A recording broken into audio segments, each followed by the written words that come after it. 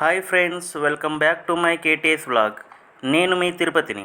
ఈరోజు మరొక కొత్త వీడియోతో మీ ముందుకు వచ్చాను. ఫ్రెండ్స్, ఈరోజు ఒక కొత్త న్యూస్తో మీ ముందుకు రావడం జరిగింది. అది ఏంటంటే, తెలంగాణలోని వాహనదారులకు రాష్ట్ర ప్రభుత్వం మరియు పోలీస్ డిపార్ట్మెంట్ ఒక శుభవార్త చెప్పింది.